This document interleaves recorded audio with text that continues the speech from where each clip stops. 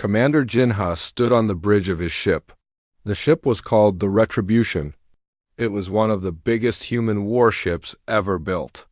Jinha watched the stars fly by outside the windows. His ship was moving very fast through space. It had been 300 years since humans last talked to the Galactic Council. The Council was a group of alien races that ruled most of the galaxy. They had told humans to stay away from everyone else. They said humans were too violent and too dangerous. Jinha did not care what the aliens thought. Humans had built their own cities on new planets. They had made their own ships. They had survived without the Council's help. The bridge was quiet. Only the soft hum of the ship's engines made any sound. Jinha's crew worked at their stations. They were all good soldiers. They had trained for years to fight in space. Suddenly, a loud beep came from the communications desk. Lieutenant Harin sat up straight. She was the ship's communications officer. She was very good at her job. "Sir," Harin said, "I'm getting a signal. It's very weak. It's coming from far away." Jinha walked over to her station. "What kind of signal?" "It's an emergency call," Harin said. She was working fast on her computer. "It's using an old frequency. Very old, from before the Council stopped talking to us. The signal was full of static. It was hard to understand. But Jinha could hear fear in the voice that was calling for help. Emergency. Council fleet. Decimated. Hive advancing. Sector 7. Anyone. The voice repeated the same words over and over. Jinha felt his blood turn cold. Someone was in terrible trouble. "Can you make it clearer?" Jinha asked. Harin typed on her keyboard. She moved dials and pressed buttons. Slowly, the signal became better. The words were easier to understand. "This is the Veltar homeworld," the voice said. "Our fleet is gone. The machines are coming. They're killing everyone. If anyone can hear this, please help us. Please." Jinha's hands turned into fists. The Veltar were one of the alien races that had voted to kick humans out of the galaxy. They were tall, crystal-like beings who thought they were better than humans. They had called humans wild animals and too stupid to be civilized. Now, they were begging for help. "Sir," Harin said, "I'm scanning for Council ships in that area. There are none. The message says their entire 7th Fleet was destroyed." Jinha looked at the star map on the big screen. The Veltar homeworld was marked with a red dot. It was far away, but not too far for human ships to reach. "What destroyed their fleet?" Jinha asked. "And the message mentions something called the Hive," Harin said. "I'm searching our databases now." Jinha waited. He had heard whispers about the Hive stories from traders who came to human space. They spoke of machines that ate entire planets, machines that turned living beings into metal and circuits. "Found it," Harin said. "The Hive is a machine consciousness. It's been moving through the outer rim for 50 years. It destroys everything in its path. It uses the materials from dead planets to build more ships." Jinha felt anger building in his chest. The Hive was not just conquering, it was erasing entire civilizations, making them disappear forever. "How many human ships do we have nearby?" Jinha asked. 11 other ships are in this sector," Harin said. "All Deathworlder-class ships like ours." Jinha smiled. It was not a nice smile. The Deathworlder ships were special.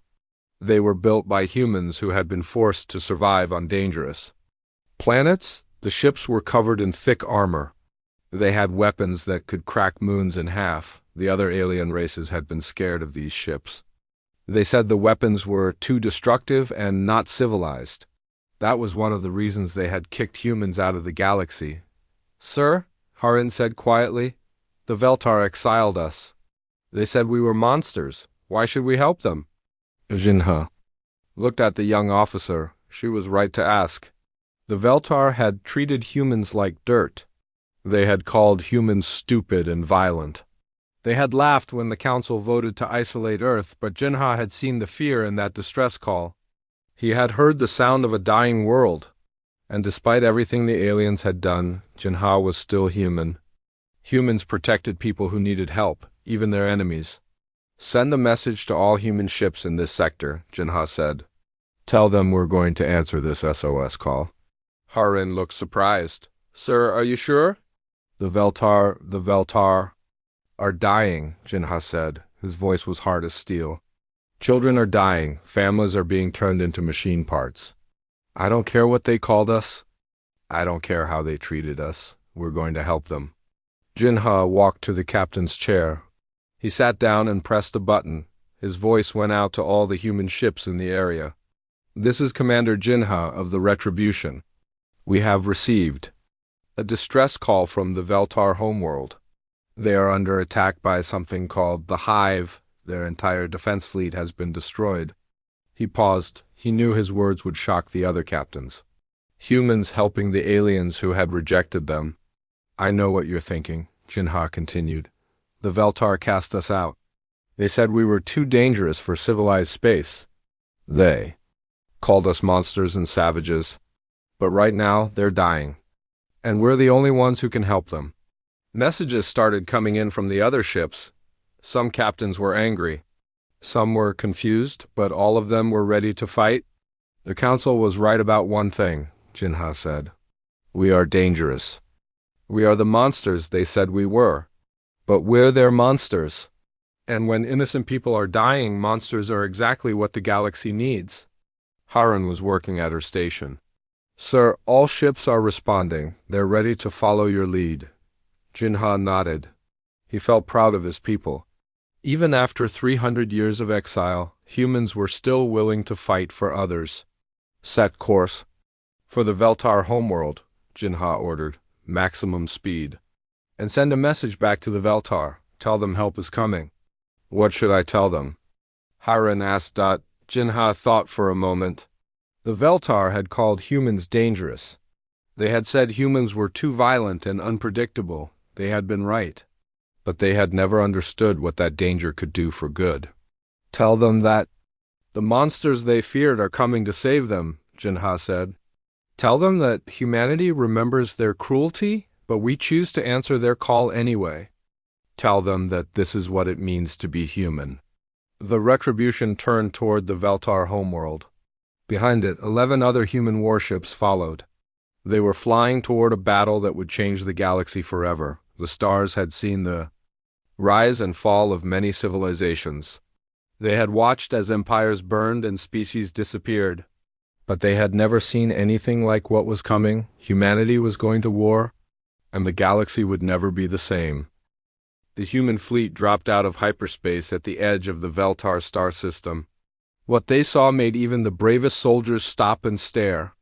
The system was on fire. Commander Jinha stood on the bridge of the Retribution. His hands gripped the railing as he watched the horror in front of him. Massive black ships filled the space around the Veltar planets. Each ship was as big as a small moon. They were shaped like perfect geometric shapes, triangles, cubes, and spheres that hurt to look at. By the void, whispered Lieutenant Harin. What are those things? Jinha had seen many terrible things in his life. He had fought pirates and space monsters. He had seen planets die from disease and war. But he had never seen anything like this. The hive ships were eating the planets. Long metal arms reached down from the ships to the surface. They were sucking up everything, cities, forests, oceans, and people. The arms glowed with a sick yellow light as they pulled materials up into the ships. Sir, Harin said, her voice shaking, I'm reading billions of life signs on those planets. They're all being ... processed? Jinha felt his stomach turn. The hive was not just conquering the Veltar. They were turning every living thing into raw materials. Families, children, entire civilizations were being ground up and made into machine parts. Captain Kwan's voice came over the radio from his ship, the Vengeance. Are you seeing this? Those monsters are using people as fuel for their ships. I see it, Jinha said. His voice was quiet, but it burned with anger. How long have they been here? According to the distress signals, about 18 hours, Harin said. The Veltar defense fleet lasted maybe 3 hours before they were completely destroyed. Jinha watched the sensor readings. The hive ships moved in perfect formation. They worked together like parts of a giant machine. There was no waste, no confusion, no mercy. They were efficient in the most horrible way possible. Sir, Harin said, I'm getting a signal from the planet's surface. It's weak, but it's definitely Veltar. Put it through, Jinha ordered. The main screen flickered to life. A crystal-like face appeared. It was cracked and bleeding a blue liquid. That Jinha knew was Veltar blood. The alien's eyes were wide with terror and desperation. Unknown vessels, the Veltar said. This is Defense Coordinator Shimtal. Are you Council reinforcements? Please, we have maybe 6 hours before our last city falls. The machines are everywhere. Jinha stepped forward so the alien could see him clearly. This is Commander Jinha of the Terran Deathworlder fleet. The Veltar's face changed. First, surprise, then recognition, then something that looked like fear. But it was not fear of the hive, it was fear of Jinha. You're human, Shimtal whispered. But the Council declared your species too dangerous for civilized space. We voted to exile you. Yes, you did, Jinha said. His voice was calm, but his eyes were like ice. You called us monsters. You said we were too violent and unpredictable. You said we were animals that should be locked away. Shimtal's crystal features reflected the burning light from his dying world. We were afraid. Your people fight with such fury. Such disregard for your own safety, it frightened us. Jinha nodded slowly. You were right to be afraid. We are dangerous. We are everything you said we were. The question is, do you want our help, or do you want to become raw materials for those machines? The Veltar looked at the human commander. Jinha could see the alien's pride fighting with his desperation. The Veltar had always thought they were better than humans. Now, they needed the very monsters they had cast out. We accept your assistance, Shimtal said finally. Good, Jinha said. Now tell me everything about these hive ships, every weakness you found, every pattern in their attacks, every failure in your defense. For the next hour, Jinha listened as Shimtal explained what had happened. The Veltar had fought bravely, but they had fought the wrong way. They had used careful tactics and measured responses. They had tried to minimize damage to their own cities and people. The hive did not care about such things.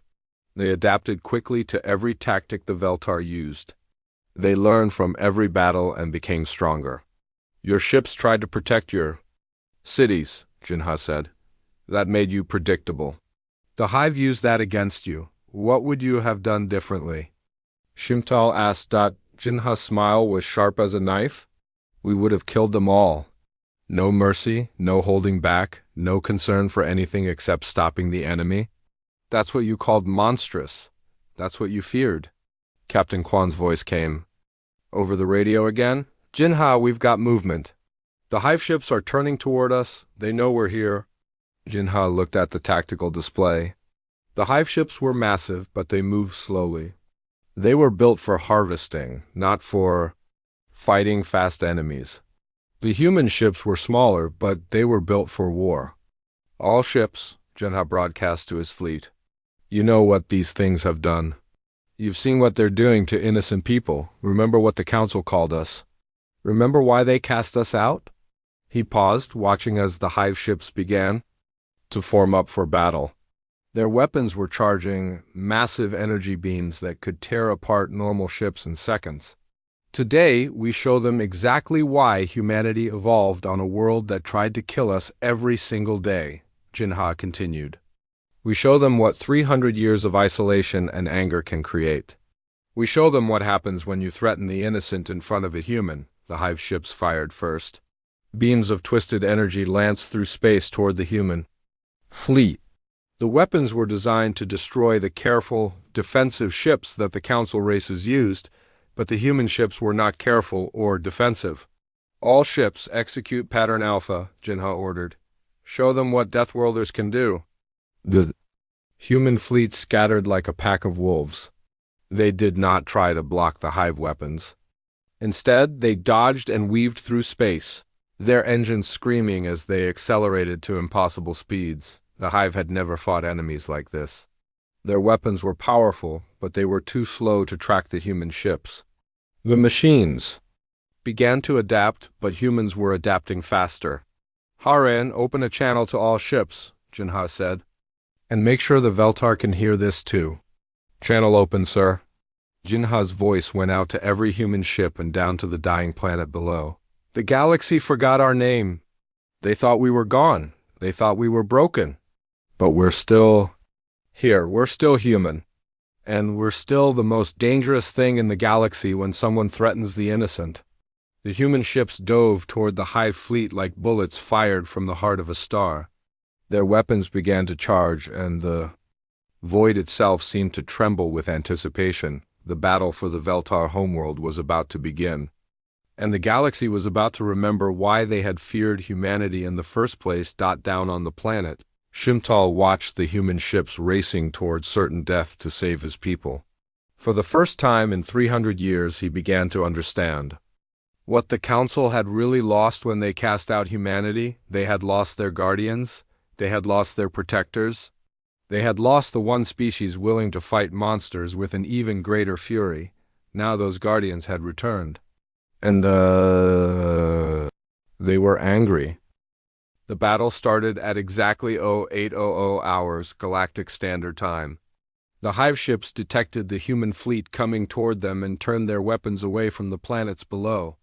Their massive energy beams reached out like fingers of death, trying to swat the human ships from the sky. Commander Jinha stood on the bridge of the Retribution as the first beam hit his ship. The entire vessel shook like a leaf in a storm. Lights flickered and sparks flew from damaged systems. But the ship held together. Damage report, Jinha called out. Hull breach on deck 7, Lieutenant Haran said. But the armor held. Whatever those beams are, they're not strong enough to punch through our hulls? Jinha smiled grimly. The human ships were built different from Council vessels. They were not made to be fast or elegant. They were made to survive. The armor was thick metal mixed with materials from Earth's most dangerous places. It could take punishment that would destroy other ships. All ships, this is Jinha, he broadcast to his fleet. Their weapons can't kill us in one hit. Execute Pattern Omega. Show them what happens when you fight something that refuses to die. What happened next would be talked about in bars and military academies for centuries. The human ships did not try to fight from a distance like civilized species. They did not use careful tactics or measured responses.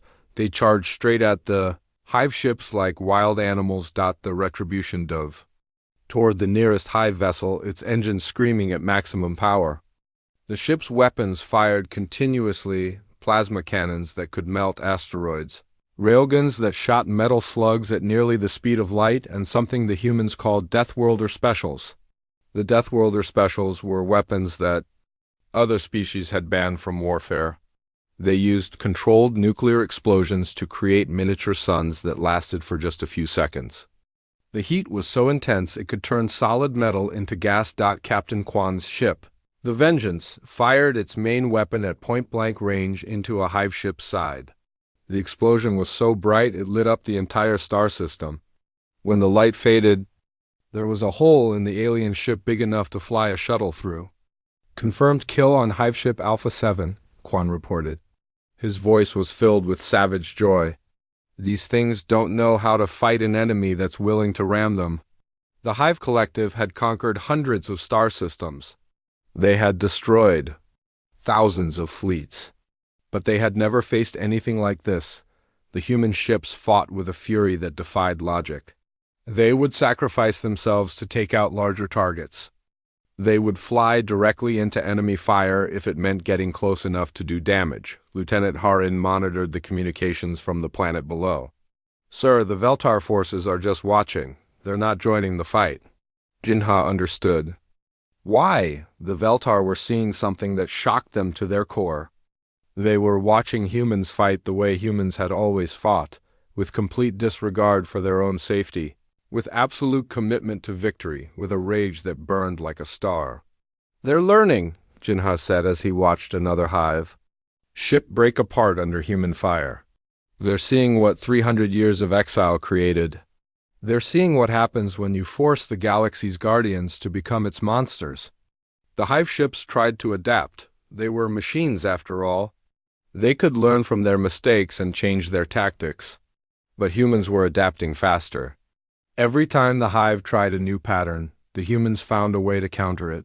The Retribution flew directly through the middle of a hive ship, its drill prow cutting through alien metal like it was paper. The ship emerged from the other side covered in molten debris, but still fighting. "Sir," Harin said, "I'm reading massive energy buildup from the hive ships. They're doing something different." Jinha looked at the tactical display. The remaining hive ships were linking together, forming a network of energy that pulsed with malevolent power. They were preparing to fire all their weapons at once, a blast that could destroy planets. "They're going to glass the entire system," Jinha realized. "They'd rather destroy everything than let us win." It was the act of a machine consciousness that could not understand defeat. The hive would rather commit genocide than admit they had lost. "All ships emergency maneuver," Jinha ordered. "Form up on me. We're going to stop them." The human ships moved together like a pack of wolves. They flew in perfect formation despite the chaos around them. Years of training and the deep trust between crews made them move as one. "Sir," Harin sighed, "the energy buildup is almost complete. We have maybe 30 seconds before they fire." Jinha made a decision that would have gotten him court-martialed by any civilized navy. He was going to ram the hive formation with all 12 human ships at once. "All ships prepare for a synchronized ramming attack," Jinha broadcast. "Set all weapons to overload. We're going to show these machines what happens when you threaten innocent people in front of humanity." Captain Kwan's voice came over the radio, calm and proud. "It's been an honor, Jinha. Let's make sure they remember this day." The other ship captains reported in one by one. They were all ready to die if it meant stopping the hive. This was what the council had feared about humans, their willingness to sacrifice everything for what they believed was right. The 12 human ships accelerated toward the hive formation. Their crews were singing, actually singing, as they flew toward certain death. It was an old Earth War song about sacrifice and defiance and refusing to bow down to evil. The hive ships fired their linked weapons just as the human ships reached them. The energy beam was so powerful it could be seen from other star systems. It was meant to destroy everything in its path, but the human ships were already inside the hive formation. They struck the alien vessels at the exact moment the weapons fired. The explosion that followed was like the birth of a new star down on the planet. Defense Coordinator Shimtal watched the battle from his command center. He saw the human ships disappear into the blinding light of the explosion. He saw the hive ships break apart like toys in a child's hands. "They're gone," one of his officers said. "The humans, they're all gone." Shimtal felt something he had never experienced before. It was grief for the loss of beings his people had called monsters. It was shame for the way the Veltar had treated humanity, and it was awe at what he had just witnessed. "No," Shimtal said quietly, "they're not gone. They're heroes. They died to save us, the very people who cast them out of the galaxy." The explosion faded, leaving only debris and silence. The hive ships were destroyed. The threat was over. But the price had been terrible. Then Harin's voice came over the radio, weak but alive. "This is Lieutenant Harin of the Retribution. Emergency pods are away. Repeat, emergency pods are away. We're still here, you crystal-faced bastards, we're still here." The humans had survived. Against all odds, their emergency systems had worked. They had been ejected from their ships just before the explosion, protected by pods designed to survive anything the universe could throw at them. Shuntal felt tears of relief run down his crystal face. The monsters had not died. The Guardians had returned. The rescue took 6 hours. Veltar ships flew through the debris field, searching for human survivors. They found emergency pods scattered across thousands of kilometers of space. Each pod was a small miracle of human engineering, tough enough to survive the explosion that had killed the hive ships. Commander Jinha floated in the medical bay of the Veltar rescue ship Crystal Harmony. His body was covered in healing gel, but his eyes were still sharp and alert. Around him, other human survivors were being treated by Veltar medical teams. "How many did we lose?" Jinha asked Lieutenant Harin, who sat on the bed next to him. 12 crew members across all ships, Harin said sadly. They were in sections. That couldn't reach the escape pods in time. But we saved over 3,000 people, sir, and we stopped the hive. Jinha nodded. 12 deaths was a tragedy, but it could have been much worse. The human ships had been designed to protect their crews even in the worst situations. Emergency pods, reinforced sections, and multiple escape routes had saved most of the fleet, Captain. Quan walked into the medical bay. His left arm was in a crystal healing cast, but he was smiling. Jinha, you need to see this. The hive network is collapsing everywhere. When we destroyed their main ships, it sent a signal through their entire collective. They're shutting down across the galaxy. Jinha felt a wave of relief wash over him. The hive had been a cancer spreading through the galaxy for decades. Now that cancer was dying. Defense Coordinator Shintal entered the medical bay. The Veltar looked different now. The arrogance that had once marked his species was gone. In its place was something Jinha had rarely seen from aliens: respect. Commander Jinha, Shintal said, bowing his crystal head. The Galactic Council has been in emergency session for the past 4 hours. They want to speak with you. Jinha tried to sit up, but the healing gel made it difficult. What do they want? They want to formally invite humanity back into the galactic community, Shimtal said. They're offering full membership in the Council. Trade agreements, territory, military alliances. Everything they denied you 300 years ago. Jinha laughed. It was not a happy sound. 300 years too late, Shimtal. We've learned to live without them. But sir, Harin said, think of what we could accomplish. We could help other species. We could explore new worlds. We could be part of something bigger. Jinha looked at his communications officer. She was young and still believed in the good in people.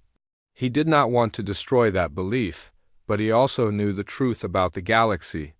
Harin, why do you think they want us back? Jinha asked. Because we saved the Veltar, she suggested. No, Jinha said, because they're afraid of us. They've seen what we can do when we're angry. They've seen what happens when humanity goes to war. They don't want us as allies. They want us where they can watch us. Shimtal's crystal features flickered. With shame. You're right. The council debates have been ... enlightening. Some species want to welcome humanity back. Others want to find ways to control you. They fear what you might do if you remain independent. Captain Quan snorted. Let them fear. We've been independent for 3 centuries. We've built our own worlds, our own fleets, our own civilization. We don't need their permission to exist. But the galaxy needs you, Shimtal said quietly. The hive was not the only threat out there. There are other dangers. Pirates, rogues, species that have turned to conquest. The Council has always relied on diplomacy and careful tactics. But some enemies can't be reasoned with. Jinha understood what the alien was saying. The galaxy was full of monsters, and the civilized species had no idea how to fight them. They needed humanity's willingness to do whatever it took to win. Sir, Harin said, pointing to her communication device, I'm getting messages from across the galaxy. Dozens of species are calling for help. They're under attack by various threats, and they're asking for human assistance. Jinha read the messages on Harin's screen. Pirates attacking trade convoys. Rogue machines consuming mining colonies. Warlords enslaving peaceful species. The galaxy was crying out for help, and they were all asking for the same thing, human intervention. They're not asking for the Council? Jinha observed. They're asking for us specifically. They want the monsters they once feared to come save them. Will you help them? Shintal asked. Jinha thought about it. The galaxy had cast humanity out for being too violent, too dangerous, too unpredictable. But now that same violence was exactly what they needed. The question was whether humanity should forgive and forget, or let the galaxy burn? Quan, what do you think? Jinha asked his old friend. Captain Kwan was quiet for a long moment. I think about those 12 crew members we lost today. They died protecting people who had called them monsters. They died for aliens who had voted to exile their entire species, but they died as heroes. And, Jinha prompted, and I think they would want us to keep protecting people, even if those people don't deserve it. That's what makes us human. We help others even when they've hurt us. Jinha nodded slowly. Kwan was right. Humanity's greatest strength was not their weapons or their tactics. It was their willingness to do the right thing even when it was hard. Harin, Jinha said, send a message to Earth Command. Tell them we need more ships out here. The galaxy needs protecting, and we're apparently the only ones crazy enough to do it. What about the Council's offer? Shimtal asked. Jinha's smile was sharp. Tell the Council that humanity appreciates their offer, but we decline. We'll stay independent. We'll go where we want, help who we want, and fight our own battles. But you'll help protect the galaxy? Shimtal pressed. We'll help protect innocent people, Jinha corrected. We'll fight monsters and tyrants and anything else that threatens the defenseless. But we do it on our terms, not theirs. Shimtal looked relieved. The Council won't like that answer. The Council can learn to live with it, Jinha said. They wanted us gone when they thought we were dangerous. Now they want us back because they need that danger. They can't have it both ways. Jinha activated his communication device and sent a message that would reach every corner of known space. His words were simple, but they carried the weight of humanity's fury and compassion. This is Commander Jinha of the Terran Defense Fleet. To those who would prey on the innocent, we are watching. To those who need protection, we are coming. To those who would try to control us, we are free. The galaxy cast us out as monsters, but monsters are exactly what you need when the real darkness comes calling. The message spread through the galaxy like wildfire. Some species felt hope for the first time in years. Others felt fear at the thought of humanity unbound. But all of them understood one thing: the galaxy would never be the same. Humanity had returned not as servants or subjects, but as the guardians they had always been meant to be. And the stars themselves seemed to burn a little brighter with their presence. 1 year later, Commander Jinha stood on the observation deck of the new human station called Guardian's Rest. The station was built in the space between star systems, where it could respond quickly to threats anywhere in the galaxy. Through the massive windows, he could see dozens of human ships coming and going, some returning from missions, others heading out to answer new calls for help. The galaxy had changed in the year since the Battle of Veltar. Word of humanities? Victory over the Hive had spread to every corner of known space. The story grew with each telling, but the core truth remained the same. Humans had saved a species that had rejected them, and they had done it without asking for anything in return. Lieutenant Harin approached with a datapad in her hands. She was a captain now, commanding her own ship. But she still served as Jinha's communications officer when big decisions needed to be made. Sir, we've got the monthly reports, she sighed. In the past 30 days, human fleets have stopped 16 pirate attacks, destroyed 3 rogue AI networks, and rescued over 2 million civilians from various threats. Jinha nodded as he read the reports. Each mission was a story of human crews putting their lives on the line for strangers. Some of those strangers had been grateful, others had been suspicious or afraid, but the humans had helped them all the same. Any word from the Council? Jinha asked. They're still debating, Harin said with a slight smile. Half of them want to declare us heroes of the galaxy. The other half want to find ways to limit our activities. They can't decide if we're saviors or a threat. Both, Jinha said simply. We're both. Captain Kwan's voice came over the station's communication system. Jinha, you need to get to the main command center. We've got a situation. Jinha and Harin hurried through the station's corridors. Guardian's Rest was a massive structure, home to 50,000 people. Most were humans, but there were also aliens who had chosen to work with humanity. Veltar engineers, Orcs navigators, and even some former Council military officers who had grown tired of endless committee meetings. The command center was buzzing with activity. Dozens of screens showed star maps, ship movements, and threat assessments. At the center of it all was Captain Quan, his face grim with concern. "What's the situation?" Jinha asked. "We've got incoming," Quan said, pointing to the main display. Long-range sensors are detecting a massive fleet heading toward the galactic core. Over 1,000 ships, all using technology we've never seen before. Jinha studied the sensor readings. The ships were huge, each one dwarfing even the largest human vessels. They moved in perfect formation, and their energy signatures were unlike anything in the databases. "Where did they come from?" Jinha asked. "Outside the galaxy," Quan said. "They came from the void between galaxies." And Jinha, "They're not stopping. They're heading straight for the most populated systems." Harin was working at her station, trying to make sense of the data. "Sir, I'm picking up transmissions from the lead ship. It's a surrender demand. They're calling themselves the Dominion, and they're ordering all species in the galaxy to submit or be destroyed."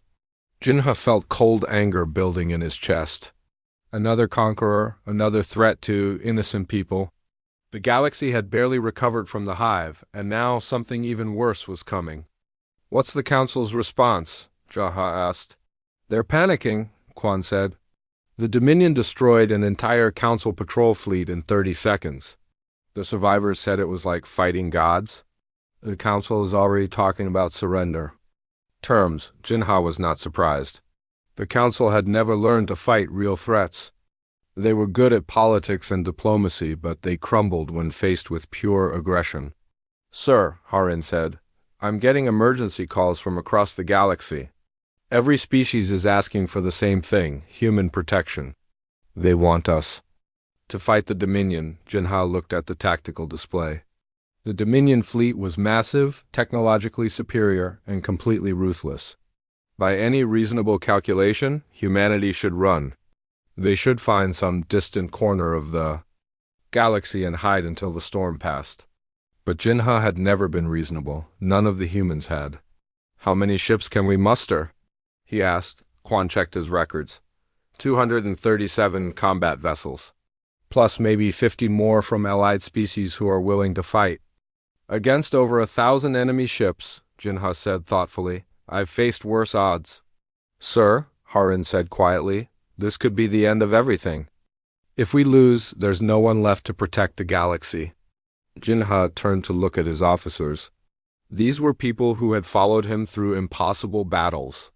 They had trusted him when he led them against the hive. Now he was asking them to trust him again, against even greater odds. "You're right," Jinha said. "This could be the end. But what's the alternative? We let the Dominion conquer the galaxy. We let them turn billions of innocent people into slaves?" "No, sir," Quan said firmly. "We fight. That's what humans do." Jinha activated the station's communication system. His voice went out to every human ship in the galaxy and to every species that had ever called for human help. "This is Commander Jinha of the Terran Defense Fleet. A new threat has entered our galaxy. They call themselves the Dominion, and they demand surrender from every living being in known space." He paused, letting his words sink in across thousands of star systems. 300 years ago, the galaxy cast us out. They said we were too dangerous, too violent, too unpredictable for civilized space. They were right. We are all of those things. But we are also the guardians who stand between the darkness and the light. On screens across the galaxy, aliens watch the human commander with hope and fear in equal measure. The Dominion thinks they can conquer us because they have superior numbers and technology. They think we'll surrender because resistance seems hopeless. They don't understand what they're facing. Jinha's smile was sharp as a blade and twice as dangerous. They're not facing the civilized species of the galaxy. They're facing humanity. They're facing the children of a world that tried to kill us every day for millions of years. They're facing the species that learned to turn extinction into evolution. Messages were already coming in from across the galaxy. Human ships were changing course, heading toward the rendezvous point. Allied species were volunteering their vessels. Even some council members were quietly sending support. To every human hearing this, remember who you are. Remember what you've survived. Remember what you've built from nothing. To every alien who has ever called us monsters, you were right. We are monsters. But we're your monsters, and we're the only thing standing between you and the true darkness. Jinha looked out at the stars, knowing that somewhere in the void, an enemy was coming that would test humanity like never before. The Dominion wanted to find the rulers of this galaxy. They're about to meet them. And they're going to learn why the galaxy fears us almost as much as it needs us. The transmission ended, but its echoes would be felt across the galaxy for generations. Humanity was preparing for war again, and this time they would not be fighting alone. The stars themselves seemed to burn brighter, as if the universe itself was preparing for the battle that would determine the fate of everything. Jinha smiled as he watched the first human ships arrive at the rally point. The galaxy had forgotten humanity's name once. After this battle, they would never forget it again.